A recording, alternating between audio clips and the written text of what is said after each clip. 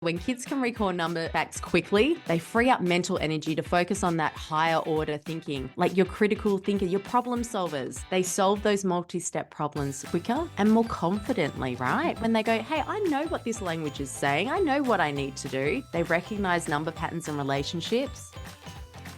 Welcome to Rainbow Skies for Teachers, the go-to show dedicated to teachers who want to make a big difference in education. Whether you're in your first few years or well into your teaching career, we are here to inspire, support, and empower you with bite-sized tips, simple strategies, and the motivation to lead an education revolution, one classroom at a time. We're Ashley and Alisha from Rainbow Sky Creations, two Aussie teachers who love all things teaching and learning. We are here to help you thrive as you work toward making an impact in your students' lives while loving your life as a teacher. We are here to help you bring joy, simplicity, and creativity into your classroom on the daily, because there are rainbows ahead, my friend, and together we're unstoppable. Let's get into today's episode. Rainbow Sky Creations acknowledge the traditional owners of the land that we record this podcast on, the Dharawal and Whadjuk Noongar people. We pay our respects to their elders past and present and extend that respect to all Aboriginal and Torres Strait Islander cultures. We are back with Rainbow Skies for Teachers. Welcome back. We are going to solve a big problem for you today.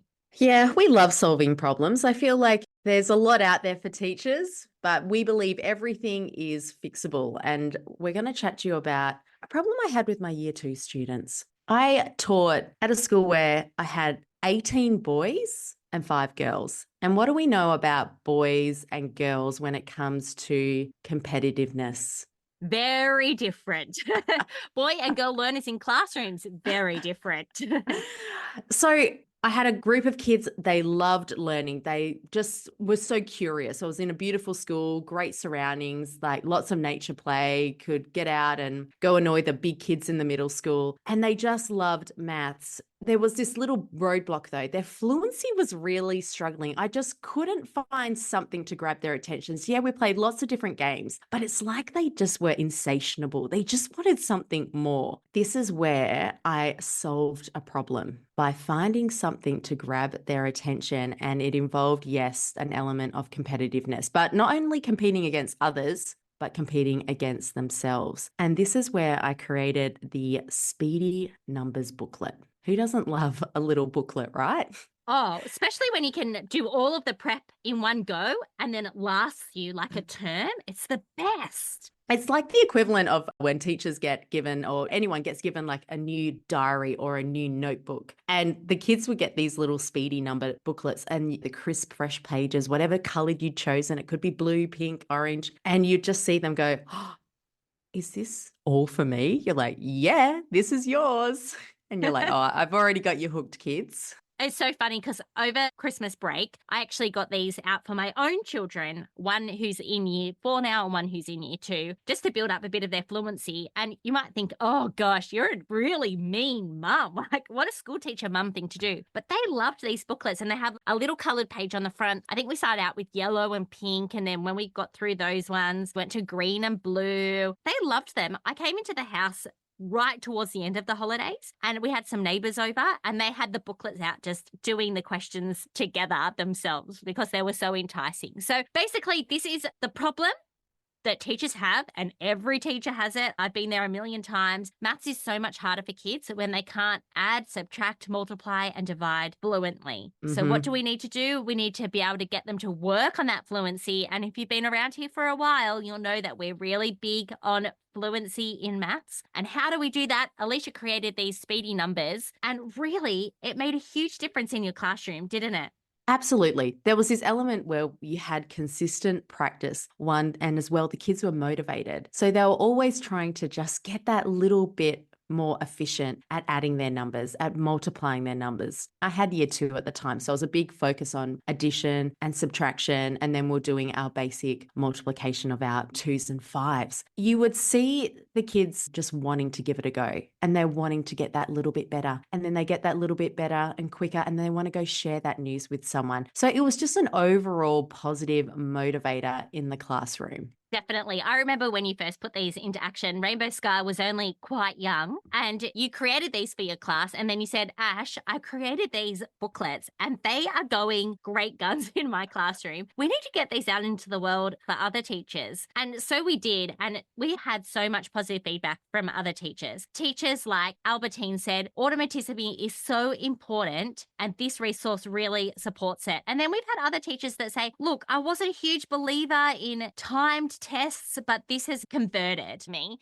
Yeah. And I guess the big question is, why does fluency matter? So when kids can recall number facts quickly, they free up mental energy to focus on that higher order thinking, like your critical thinker, your problem solvers. They solve those multi-step problems quicker and more confidently, right? When they go, hey, I know what this language is saying. I know what I need to do. They recognize number patterns and relationships. Why do we teach kids the friends of tens, or that if they know their 2 times tables, it's going to be so much easier to do your 4 times tables because it's a pattern, double, baby.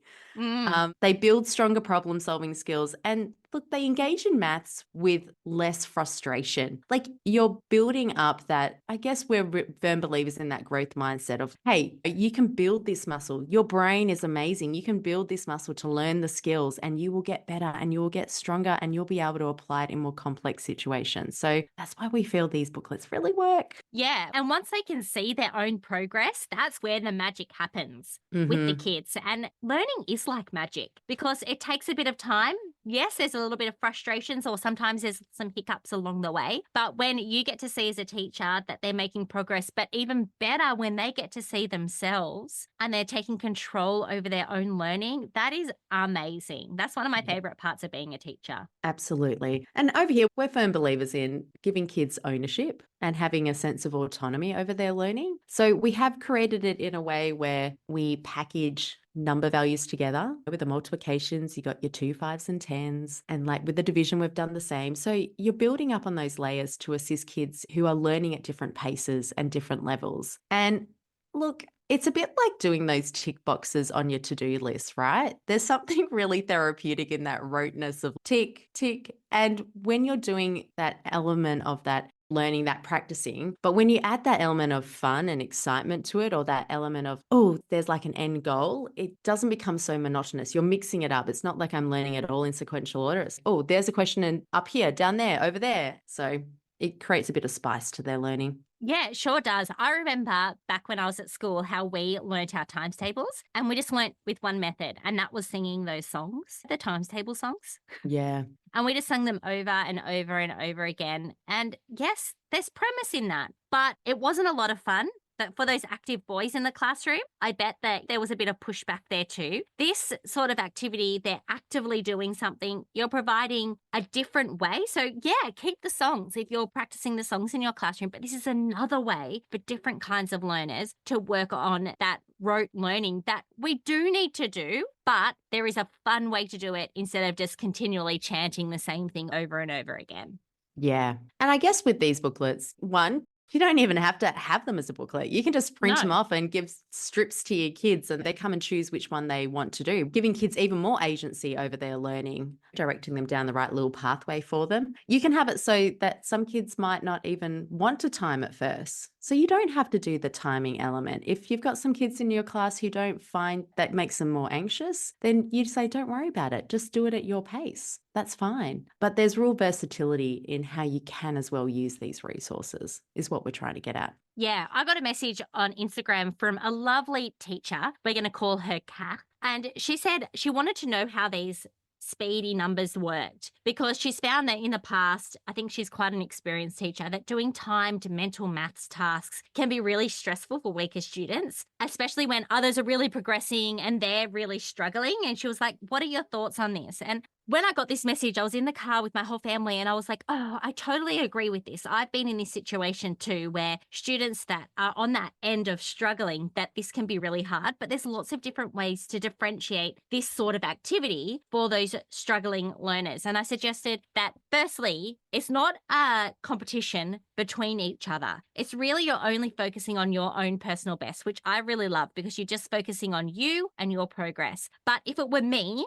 I would give weaker students different tests so they're still doing these list of questions or tests or quizzes, whatever you want to call them, but they're at their level. I think that's one of the amazing things. You might have a child in your class that's just working on additions to 10 or addition to 20 when the rest of the class are working on their 7 times tables. It looks similar. They're still doing the same activity, but they're at their level and their need. And I think that's really important and also great for them to be able to achieve success at their level.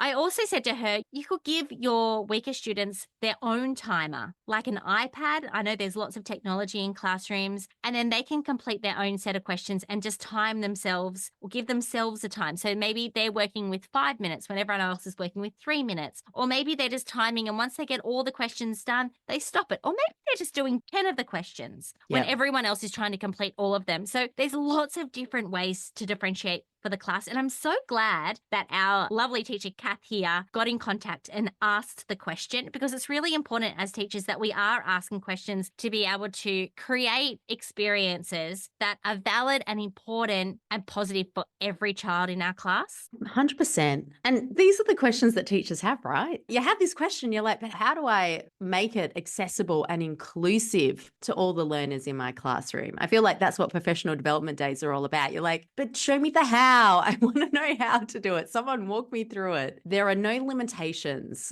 And I used to actually have it set up where I did it a couple of different ways, where I would have a big timer up in the classroom and we'll just do it all at the same time. And the kids would write down their end time when they'd finish. I had it where kids would do it in their little groups and they would get their iPads out and they would use the timer like that. Or you could even have it, kids might have a sand timer and it'll be like, just see how many you can do in 1 minute. Or you might even have kids who want to do more than one page and you might use a sand timer to go, this is a 5-minute sand timer. Like, how many can you do? Like, how many pages in your booklet can you do? You never feel like you have to stop kids from going beyond if they're ready to go beyond or whatever it might be. And a little tip, if you're getting everyone a booklet and they might be doing different booklets, still just print them all on the same color. So the kids are like, oh, we've all got our pink booklets. It's fine. Yeah, they don't need something different. I think it's human. I was going to say human biology, but I don't think that's the right term. You can tell me the right term, Alisha, but we all want to feel like we want to fit in, don't we?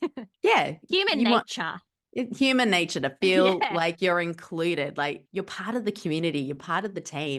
It's the number one survival for longevity is being part of a community. So yeah, eat your veggies, move your body, but having a good support network is really important as well. Yeah. We heard from a teacher named Michaela who said that she loved these booklets because they were great motivators for her students. And sometimes motivation can be one of the tricky things as teachers. Some kids are more motivated than others. I know out of my 3 kids, there's one that's desperate to go to school every day. The other 2, not so much. But Michaela was saying her students love trying to beat their previous scores. No one's concerned about how each other did. They're purely focused on their own improvements. I think that's a tribute to Michaela and how she set this up in her classroom.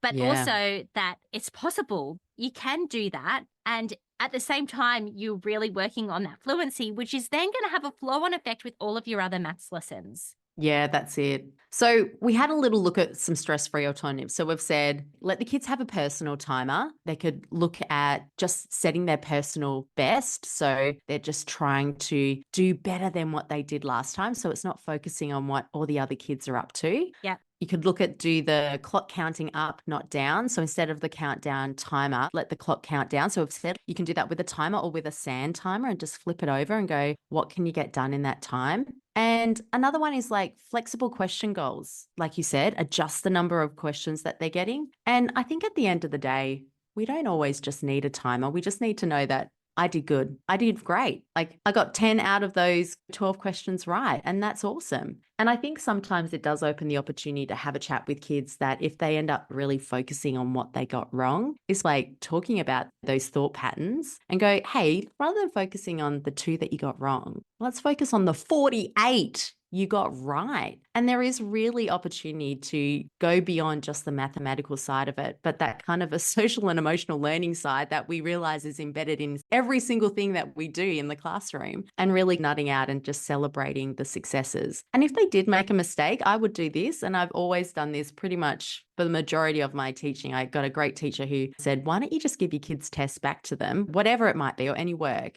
and let them give them a second chance. Give them a different Yes. color. You get a second chance. I've been doing this a lot with my daughter on her choices she might make. And I'll be like, you got a second chance. What would you do? And she'll be like, oh, I got this, Mum. Give me my second chance. And they get a different colored pen, which is a novelty in itself. Go, this is what I would do now. And you're like, you've learned.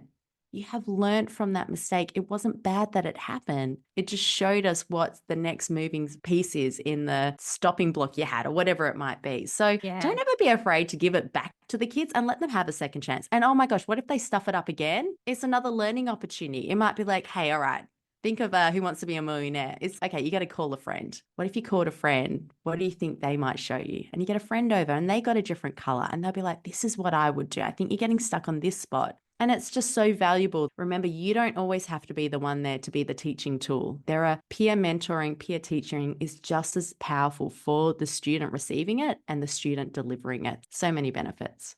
Yeah, absolutely. I love that idea of second chance because you're reframing it in a positive mindset. One thing I love to do with older students in particular is the peek and steal strategy. So you can have their work open and then everyone leaves their work exactly where it is and they get to go around the classroom and just peek at everyone else's work and perhaps steal some of their answers. Not only do they love that, it creates that team environment, but they're learning from each other because they go, oh, Alisha got 10 for that question. I had no idea what that question was, but they're going back and reading the question 2 times 5, 10. And sometimes that is just the thing that sticks because it's a little bit like wrong, but in a fun way. That's so good. Peek and steal. I was a Yeah. notorious peek and stealer as a young kid. I think it's innate in most kids, isn't it? So why not just make it one of your strategies? I think actually we spoke about this with Jess, the Sydney teacher, back in one of our episodes last year. She had loads of different strategies like this to keep your kids engaged. So if you're interested in a few more little bits and pieces like that, go back and listen to that episode.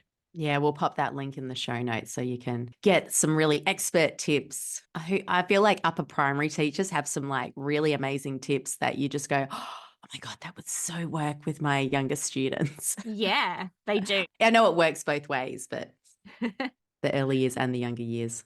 Okay, so developing a strong number and maths fluency does not have to be stressful. We're here to tell you that. We share loads of different ways on our socials, here on this podcast, different ways that you can develop fluency. This is one of the ways that we have found really works, our Speedy Number booklets. Alisha, tell us, what are the different Speedy Number booklets we have to cater for the teachers that are listening? Yeah, absolutely. So we've broken it down to the 4 basic operations. So we've got addition to help build a strong foundation of their number bonds and basic number facts, like your number facts within 10, within 20. We also have those number bonds, not just looking at 3 to 7 to make 10, but looking at the patterns and building on top of that. So your number bonds up to 100. And then we've got subtraction. So strengthening students' recall and reinforcing fact families. I think that's such an important one. I love teaching fact families of knowing that addition and subtraction, they're mates. They hang out together. I love it too. I love it. And you just see some of those kids who are like, I've heard this before. And then you've got the other kids who are like, what? Yeah.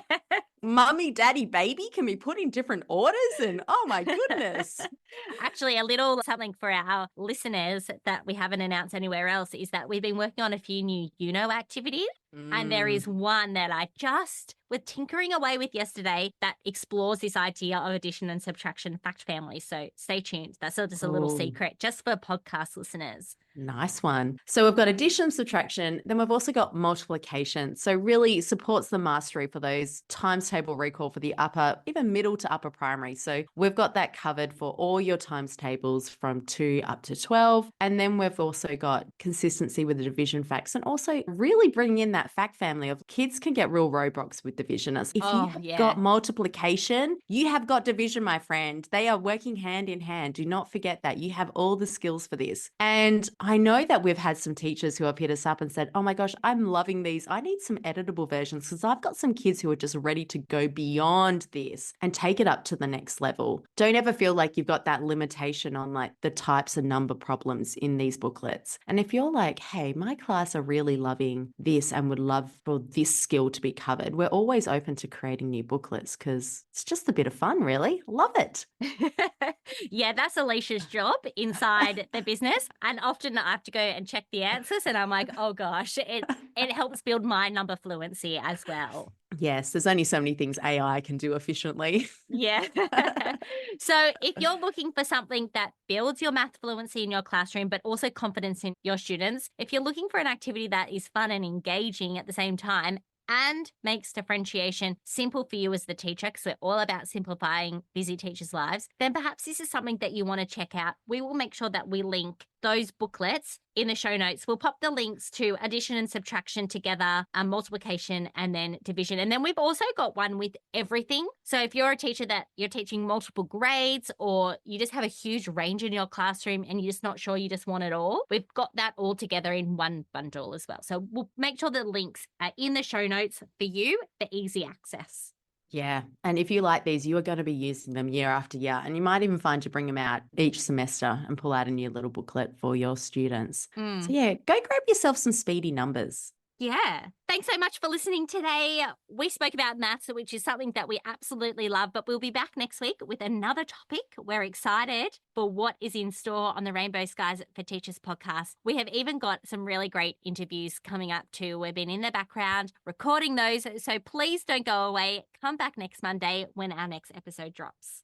And if you love listening in and checking in with us at Rainbow Skies for Teachers, drop us a review, hit the subscribe button, because we're always going to be here on a Monday, and we love that you let us be in your ears, really. So thanks so much. Yeah. And until next time, there are rainbows ahead. And together we're unstoppable. Yes, we are. Boom.